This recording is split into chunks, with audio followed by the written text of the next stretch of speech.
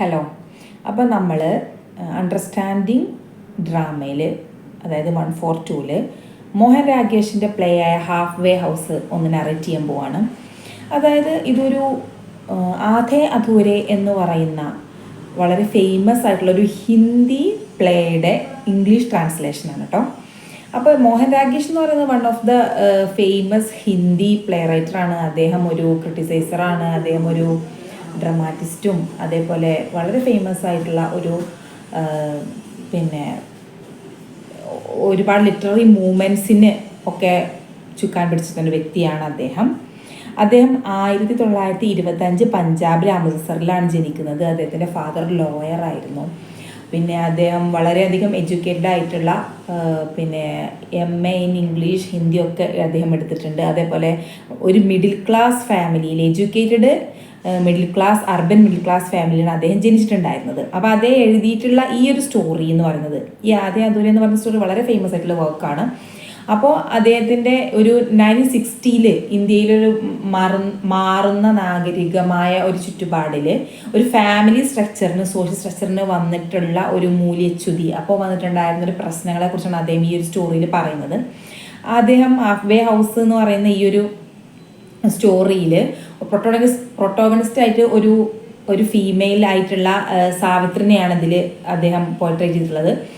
ഈ ഒരു സാവിത്രിയിലൂടെ നമ്മുടെ ഇന്ത്യൻ സൊസൈറ്റിക്ക് വരുന്ന, അതിൽ അന്നത്തിലേറെ കൂടുതൽ ഇന്നാണ് റിലേറ്റ് ചെയ്യാൻ പറ്റുന്നതാണ് എനിക്ക് തോന്നുന്നു കേട്ടോ, നമ്മളെവിടേക്ക്. അപ്പോൾ നമ്മുടെ ഇന്ത്യൻ സൊസൈറ്റിക്ക് നമ്മുടെ ഫാമിലി സ്ട്രക്ചറിൽ വന്നിട്ടുള്ള പ്രശ്നങ്ങളെ കുറിച്ചാണ് ഇതിൽ കൂടുതലും പറയുന്നത്. അപ്പോൾ ഇമ്പോർട്ടൻസ് ഓഫ് നമുക്കറിയാം, നമ്മുടെ സൊസൈറ്റിൻ്റെ ഏറ്റവും മിനിയേച്ചറായിട്ടുള്ള ഒരു രൂപം എന്ന് പറയുന്നത് ഫാമിലി തന്നെയാണ്. അപ്പോൾ ഓരോ ഫാമിലിയിൽ നിന്നാണ് ഓരോ മനുഷ്യൻ്റെയും ഒരു ബേസ് തുടങ്ങുന്നത്. അപ്പോൾ അതിനെക്കുറിച്ചാണ് ഇതിൽ പറയുന്നത്. അതേപോലെ അദ്ദേഹം 1925 ജനിച്ചു, 1972 മരിക്കുകയും ചെയ്തു. അപ്പോൾ ഇതിൻ്റെ ഒരു തീം എന്ന് പറയുന്ന ലവ്, സെക്സ്, വയലൻസ് ഒക്കെ വരുന്നുണ്ട്. പിന്നെ ഈ പറഞ്ഞ പോലെ പ്രധാനമായിട്ടും വരുന്നത് the crisis of identity and break down of communication in human relations and, അതായത് ഹ്യൂമൻ റിലേഷൻസിൽ വരുന്ന പ്രശ്നങ്ങൾ, ഇപ്പോൾ പ്രത്യേകിച്ച് ഫാമിലി ലൈഫിൽ, അതേപോലെ കപ്പിൾ റിലേഷൻസിലൊക്കെ വരുന്ന പ്രശ്നങ്ങൾ, അതിൽ കമ്മ്യൂണിക്കേഷൻ്റെ ലാക്ക് കൊണ്ടുവരുന്നതാണ് കൂടുതൽ പ്രശ്നങ്ങളും. അതേപോലെ മനുഷ്യർ ഇമോഷൻസും അവരവരുടെ ഫീലിങ്സൊന്നും ഷെയർ ചെയ്യാതെ ഒറ്റപ്പെട്ട് പോകുന്നതിൻ്റെയും അങ്ങനെ കോൺഫ്ലിക്ട്സുകൾ ഉണ്ടാകുന്നതിനെ കുറിച്ചൊക്കെയാണ് കൂടുതൽ പറയുന്നത്. അതിൻ്റെ ആഫ്റ്റർ എഫക്റ്റ് ആയിട്ട് ഉണ്ടാകുന്ന ബോർഡം, ഡെസ്പെയർ, നിരാശ, ഒരു ഇൻകംപ്ലീറ്റ് ആയിട്ടുള്ള എംപ്റ്റിനെസ്, ഇതിനെക്കുറിച്ചാണ് ഇതിൽ പറയുന്നത്. അപ്പോൾ ഇതിൻ്റെ ക്യാരക്ടേഴ്സ് എന്ന് പറയുന്നത് സാവിത്രിയാണ് മെയിൻ ആയിട്ടുള്ളൊരു ക്യാരക്ടർ. അതായത് ഇതൊരു പ്ലേ ആണല്ലോ. അപ്പോൾ അതിൻ്റെ ആക്ട്രസ് ആയിരുന്ന സാവിത്രി എന്ന് പറയുന്ന ഒരു ക്യാരക്ടറാണ്. 40 ഏജിലുള്ള middle class family, urban middle class ഫാമിലിയിൽ എഡ്യൂക്കേറ്റഡ് ആയിട്ടുള്ള വർക്കിംഗ് ആയിട്ടുള്ള ഒരു വുമണാണ്. പിന്നീട് അവരുടെ ഹസ്ബൻഡായിട്ടുള്ള മഹേന്ദ്രനാഥാണ് രണ്ടാമത്തെ ഒരാളായിട്ട് വരുന്നത്. ഹസ്ബൻഡ് ഒരു ഫെയിൽഡ് ബിസിനസ്മാനാണ്. അതുകൊണ്ട് തന്നെ അദ്ദേഹം ഇറസ്പോൺസിബിൾ ആയിട്ട്, ഫ്രസ്ട്രേറ്റഡ് ആയിട്ട് ഫാമിലിയോട് തീരെ കമ്മ്യൂണിക്കേറ്റ് ചെയ്യാതെ ഒറ്റപ്പെട്ട് ജീവിക്കുന്ന ഒരു വ്യക്തിയായിട്ടാണ് കാണുന്നത്. പിന്നെ 4 ആണുങ്ങൾ. അതായത് അത് പറയാൻ കാരണം, ഈ സാവിത്രിയുടെ ലൈഫിൽ വളരെയധികം, അതായത് അവരിലൂടെയൊക്കെ സാവിത്രി കടന്നു പോകുന്നുണ്ട്. അപ്പോൾ അവരാണ് വേറെ ക്യാരക്ടേഴ്സായിട്ട് വരുന്നത്. സാവിത്രി, മഹേന്ദ്രനാഥും, പിന്നെ 3 മക്കൾ. അതിൽ ഒന്ന് ബിന്നി, ഒന്ന് കിന്നി, ഒന്ന് അശോക്. അപ്പോൾ ബിന്നിയും കിന്നിയും 2 ഡോട്ടേഴ്സാണ്, അശോക് ഒരു സണ്ണാണ്. അപ്പോൾ ഇതാണ് സാവിത്രിയുടെ ഫാമിലി. ഇനി ഔട്ട്സൈഡ് റിലേഷൻസ് വരുന്ന 4 ആണുങ്ങളിൽ മാൻ ഫസ്റ്റ് വരുന്നത് സിംഗാനിയ. അത് സാവിത്രിയുടെ വർക്ക് ചെയ്യുന്നിടത്ത ബോസാണ് മാൻ ഫസ്റ്റ് വരുന്നത്. അവർ ഒരു എന്താ പറയുക, വളരെ അധികം ഇൻ്റലക്ച്വൽ ആയിട്ടുള്ള ഒരു ഹ്യൂമൻ ബീയിങ് ആണ്. അപ്പോൾ സാവിത്രിക്ക് അവരുടെ ആ ഒരു തൻ്റെ ഹസ്ബൻഡിന് ഇല്ലാത്ത ഒരുപാട് ക്വാളിറ്റീസ് അവരിൽ കാണുകയും അവരിൽ അട്രാക്റ്റഡ് ആവുകയും ചെയ്യുന്നുണ്ട്. അത് സിംഗാനിയാണ്. പിന്നെ മാൻ സെക്കൻഡായിട്ട് വരുന്നത് നമ്മുടെ ജഗ്മോഹനാണ്. ജഗ്മോഹൻ എന്ന് പറയുന്നത് സാവിത്രിയുടെ ഫ്രണ്ടാണ്. ജഗ്മോഹൻ്റെ ഒരു പ്രത്യേകം പറയുന്നത് അവർ ഭയങ്കര അണ്ടർസ്റ്റാൻഡിങ് ആണ്. അതേപോലെ വളരെ ഹ്യൂമർ സെൻസ് ഉള്ള ഒരു മനുഷ്യനാണ്. അപ്പോൾ ആ ഒരു ക്വാളിറ്റിയിൽ അട്രാക്റ്റഡ് ആയിട്ടാണ് ജഗ്മോഹനുമായിട്ടൊരു റിലേഷൻ ഉണ്ടാകുന്നത്. പിന്നെ ഉണ്ടാകും ജുനേജയാണ്, മാൻ തേർഡായിട്ട് വരുന്നത്. ഈ ജുനേജയുടെ പ്രത്യേകത എന്ന് പറഞ്ഞാൽ അവർ വളരെ പവർഫുൾ ആയിട്ടുള്ള ഇൻഫ്ലുവൻഷ്യൽ സ്റ്റാറ്റസ് ഉള്ള ഒരു മനുഷ്യനായിരിക്കും. അങ്ങനെയാണ് അവർ വരുന്നത്. പിന്നെ 4th വൺ മനോജാണ് വരുന്നത്. അപ്പോൾ ഈ 4 പേരിലും ഇവരിലൂടെയൊക്കെ കടന്നു പോവുകയാണ് കേട്ടോ സാവിത്രി ചെയ്യുന്നത്. അപ്പോൾ ഈ 4 പേരിലൂടെയൊക്കെ കടന്നു പോകുമ്പോൾ ലാസ്റ്റ് ഒരു ഒരു ഒരു തിരിച്ചറിവ് വരുന്നുണ്ട്. അതാണ് പിന്നീട് വരുന്നത്. പിന്നെ ഞാൻ പറഞ്ഞല്ലോ ബിന്നി, അതേപോലെ കിന്നി, അശോക്. അപ്പോൾ ബിന്നിൻ്റെ പ്രത്യേകത, ഈ ബിന്നി എന്ന് പറയുന്ന ഡോട്ടർ വിവാഹപ്രായമാവുമ്പോൾ മനോജിനെ, അതായത് സാവിത്രിയുമായിട്ട് റിലേഷനുള്ള മനോജുമായിട്ട് കല്യാണം കഴിക്കണം. ആക്ച്വലി മനോജ് അമ്മ, അതായത് ഈ ബിന്നിയുടെ അമ്മ സാവിത്രിയായിട്ട് റിലേഷൻ വെക്കുന്നത് തന്നെ അതിലൂടെ ബിന്നിയെ സ്വന്തമാക്കാൻ വേണ്ടിയിട്ടാണ് കേട്ടോ. അപ്പം അങ്ങനെ ആ ഒരു കല്യാണം നടക്കുന്നുണ്ട്. പിന്നെ കിന്നി ഒരു അഡോളസൻസ് ഏജിലായതുകൊണ്ട് കിന്നി വളരെയധികം ഫ്രസ്ട്രേറ്റഡ് ആണ്. അവർക്ക് വീട്ടിൽ ഒരു ബ്രോക്കൺ കണ്ടീഷൻ ആയതുകൊണ്ട് അവർക്ക് സ്നേഹവും വാത്സല്യമൊക്കെ വേണ്ട ഒരു ടൈം ആയതുകൊണ്ട് അവൾ പുറത്ത് ഒരുപാട് ബോയ്സുമായിട്ടുള്ള ഫ്ലേട്ടിങ്ങിലും കാര്യങ്ങളിലും അങ്ങനെ നടക്കുകയാണ്. കിന്നി കുറച്ചൊരു റഫ് ക്യാരക്ടറായിട്ടാണ് കിനിയെ കാണിക്കുന്നത്.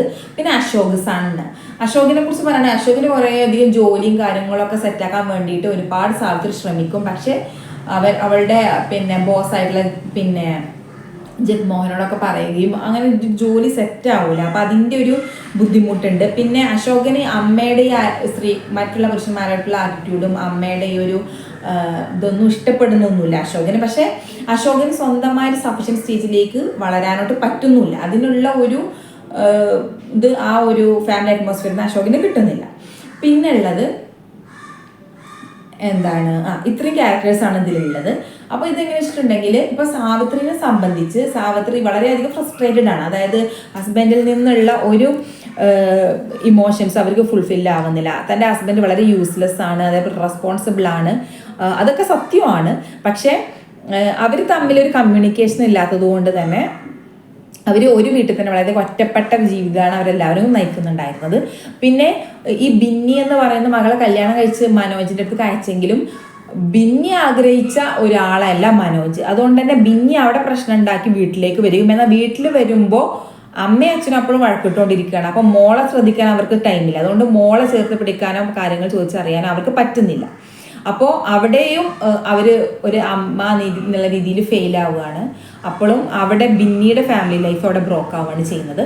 പിന്നീട് ഉണ്ടാവുന്നത് എന്താണ്, ഇപ്പോൾ കിന്നി പറഞ്ഞല്ലോ, അത് പിന്നെ ഈ ഒരു അഡോളസൻ്റ് ഏജിലായതുകൊണ്ട് തന്നെ കിന്നിക്ക് മറ്റുള്ള ഒരുപാട് ബോയ് ഫ്രണ്ടുമായിട്ട് എന്താണ് അവർ വളരെയധികം അടുപ്പുണ്ടാവുകയും അതിലൂടെയുള്ള പ്രശ്നങ്ങളിലൂടെയാണ് കിന്നി കടന്നു പോകുന്നത്. പിന്നെ ഈ അശോക് എന്ന് പറയുന്നത് ഈ ആകെക്കൂടി ബ്രേക്ക് ആയിട്ടുള്ള ഫാമിലിയിൽ വളരെയധികം ഫ്രസ്ട്രേറ്റഡ് ആയിട്ട് ജോലിയൊന്നും ആവാതെ ജീവിക്കുന്ന ഒരു ചങ്ങായിയുമാണ്. അപ്പോൾ പിന്നെ ഈ സാവിത്രിയുടെ ലൈഫ് ഇപ്പോൾ കടന്നു പോകുന്നത് ഈ ഓരോ പുരുഷന്മാരിലേക്കും അവർ കടന്നു ചെല്ലുന്ന സമയത്ത് ഞാൻ പറഞ്ഞല്ലോ ഇതിലെ ഓരോ ക്വാളിറ്റീസാണ് ഇവർ അട്രാക്റ്റഡ് ആക്കുന്നത്. പക്ഷേ അവസാനം സാവിത്രി മനസ്സിലാക്കുകയാണ് നോ വൺ ഈസ് പെർഫെക്റ്റ്. അപ്പോൾ വെറുതെ ഈ ഒരു എന്താണ് ചേസിങ് പെർഫെക്ഷനിസം എന്ന് പറയുന്ന ഒരു പ്രശ്നം ഉണ്ടായിരുന്നു നമ്മുടെ എന്താണ് ഇവർക്ക്, ആർക്ക്, സാവിത്രിക്ക്. പിന്നെ അവരുടെ ഭർത്താവിന് ഒരുപാട് കുറവുകളുള്ളതുകൊണ്ട് തന്നെ ഓരോ പുരുഷന്മാരിലും അവരാഗ്രഹിച്ചിരുന്ന ക്വാളിറ്റീസ് കിട്ടുമെന്ന രീതിയിൽ അവരിങ്ങനെ ഓരോരുത്തരുടെ പിറകെ ഇങ്ങനെ നടന്നുകൊണ്ടിരിക്കുകയായിരുന്നു. അതുകൊണ്ട് തന്നെ ഇവർക്കൊക്കെ ഓരോരോ ക്വാളിറ്റി കണ്ട് അത് അട്രാക്റ്റഡ് ആയിട്ട് ചെല്ലുന്നുണ്ടെങ്കിൽ പോലും പിന്നെ അവർക്ക് മനസ്സിലാവുകയാണ് ഇവരൊക്കെ ഇവളെ ഉപയോഗിക്കുന്നുണ്ട്, സെക്ഷലി ഒക്കെ ഇവളെ ഉപയോഗിക്കുന്നുണ്ട്. പക്ഷെ അതൊക്കെ അവരുടെ ഒരു എന്താ പറയുക, അവരുടെ ഒരു അവരുടെ ഒരു ടൈം പാസിന് വേണ്ടിയിട്ട്, അല്ലെങ്കിൽ അവരുടെ ഒരു വെറും സെക്ഷൽ പ്ലഷറിന് വേണ്ടിയിട്ടാണ്. അല്ലാതെ ഇവൾ ആഗ്രഹിക്കുന്ന ഒരു സ്ത്രീ ആഗ്രഹിക്കുന്ന രീതിയിലുള്ള ഒരു ഇമോഷണൽ ആയിട്ടുള്ള ഒരുപാട് കാര്യങ്ങളും. അപ്പോൾ എത്ര തന്നെ മറ്റൊരു റിലേഷനുകളിൽ നിന്ന് നമ്മൾ അങ്ങനെ ഒരു ഹാപ്പിനെസ്സോ അല്ലെങ്കിൽ എന്ത് തേടിപ്പോയാലും ഒരു എംപ്റ്റിനെസ്, ഒരു ഇൻകംപ്ലീറ്റ്നെസ് നമുക്ക് ഫീൽ ചെയ്യുക തന്നെ ചെയ്യും. കാരണം സ്ത്രീകളെ സംബന്ധിച്ച്, കാരണം സ്വന്തം ഹസ്ബൻഡിൽ നിന്നാണ് അവർക്കത് കിട്ടേണ്ടത്. അപ്പോൾ മറ്റുള്ളവരിൽ നിന്ന് എന്ത് കിട്ടിയാലും അത് വെറും ഇൻസ്റ്റൻ്റ് ആയിട്ടുള്ളൊരു കാര്യമായിരിക്കും. അതൊരിക്കലും എവർലാസ്റ്റിംഗ് ആയിട്ട് നിലനിൽക്കില്ല.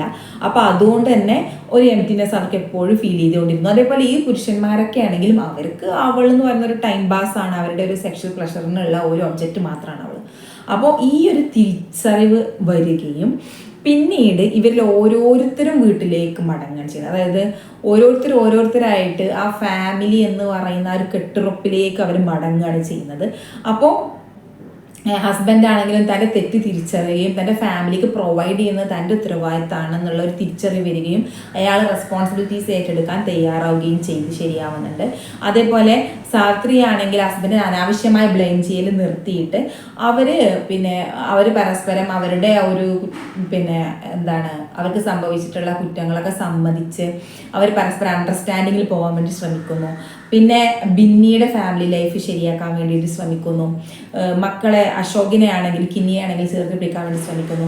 അപ്പോൾ ഈ ഒരു എങ്ങനെയാണെങ്കിലും ആ ഫാമിലി എന്ന് പറയുന്ന ആ ഒരു ഇതിൽ നിന്ന് വിട്ടു പോയിട്ടുണ്ടെങ്കിൽ നമ്മൾ എത്രയൊക്കെ എവിടെയൊക്കെ സഞ്ചരിച്ച് കഴിഞ്ഞാലും നമുക്കൊരു പെർഫെക്റ്റ് ആയിട്ടുള്ള ഒരു ഹാപ്പിനെസ്, ഒരു കംപ്ലീഷൻ നമുക്ക് കിട്ടില്ല എന്നുള്ള ഒരു തിരിച്ചറിവിലൂടെയാണ്, അങ്ങനെ ഒരു